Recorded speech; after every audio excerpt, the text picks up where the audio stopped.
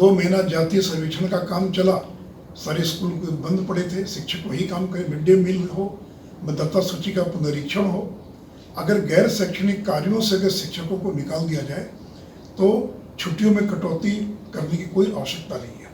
इसलिए right to education का बहाना मत ढूंढिए और अविलंब इस हिंदू विरोधी सर्कुलर को तत्काल बिहार सरकार। नमस्कार, आप न्यूज फाउंडेशन देख रहे हैं, मैं हूं आपके साथ वंदना। बिहार में शिक्षा विभाग के द्वारा फरमान जारी किया गया है, जिस फरमान से शिक्षक काफी आहत हैं। बता दें कि शिक्षकों की छुट्टी को जो है कम कर दिया गया है। ऐसे देखा जाए तो शिक्षक की छुट्टी जो है 23 दी जाती थी, क्योंकि फेस्टिवल के कारण शिक्षकों की छुट्टी मिलती थी। अब उनमें कटौती कर दिया गया है और कुल 11 छुट्टियां ही सिर्फ शिक्षकों की रह गई है। अब इसको लेकर बिहार में सियासत भी होना शुरू हो गया है।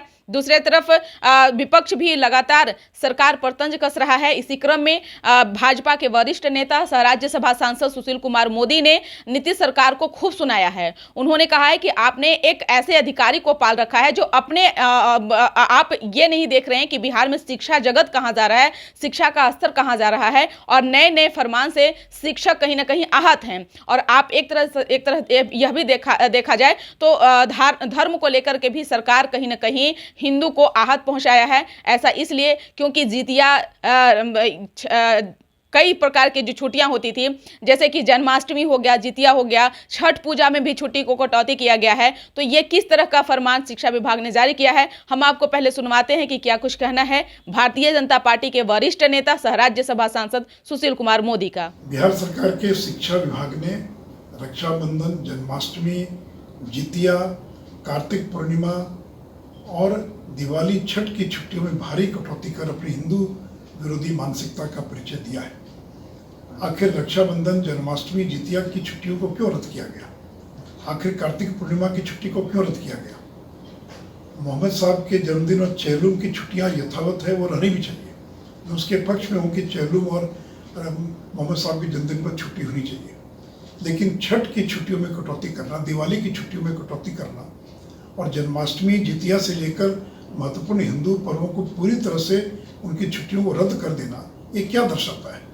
नीतीश जी, आपने एक ऐसे व्यक्ति को शिक्षा विभाग का प्रधान सचिव बना रखा है जो इसी प्रकार की ऊटपटांग हरकतें कर पूरे देश के अंदर बिहार की जग हंसाई कर रहा है। मैं मुख्यमंत्री जी से अपील करूंगा कि अविलंब इस हिंदू विरोधी सर्कुलर को वापस लिया जाए।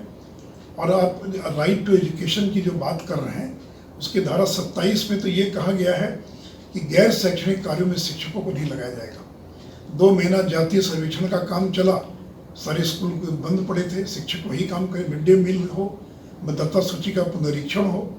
अगर गैर शैक्षणिक कार्यों से अगर शिक्षकों को निकाल दिया जाए तो छुट्टियों में कटौती करने की कोई आवश्यकता नहीं है। इसलिए राइट टू एजुकेशन का बहाना मत ढूंढिए और अविलंब इस हिंदू विरोधी सर्कुलर को तत्काल बिहार सरकार वापस लेने आपने कि क्या कुछ कहा। बता दें कि के पाठक के फरमान से एक तरफ शिक्षक आहत हैं तो दूसरी तरफ विपक्ष को बिहार में मौका मिला। विपक्ष लगातार सरकार पर निशाना साध रहा है। सुशील कुमार मोदी ने भी नीतीश कुमार से सवाल किया और कहा कि आपका यह फरमान कहीं ना कहीं तुगलकी फरमान है और इससे शिक्षक काफी आहत हैं। एक तरफ आप शिक्षकों पर लाठी डंडे बरसा रहे हैं तो दूसरी तरफ आप धर्म को लेकर भी कहीं ना कहीं हिंदुओं को ठेस पहुंचाने का काम कर रहे हैं। एक तरफ देखा जाए तो मुस्लिमों की जो छुट्टियां हैं उसमें आप कोई कटौती नहीं किए हैं। हिंदुओं के फेस्टिवल को आपने रद्द किया है, उन छुट्टियों को। यह कैसा आपका फरमान है? अब देखने वाली विषय होगी कि अब यह राजनीति किस तरफ कहां तक होती है और क्या शिक्षक एक बार फिर इन सब मसलों में फिर उलझने वाले हैं या सरकार इन सब चीजों पर फिर से कुछ विचार करेगी। न्यूज फाउंडेशन आप तक वह खबर जरूर पहुंचाएगा। इस पर बस इतना ही। बने रहिए न्यूज फाउंडेशन के साथ। तब तक हमारे चैनल को सब्सक्राइब नहीं किए तो कर लीजिए। धन्यवाद।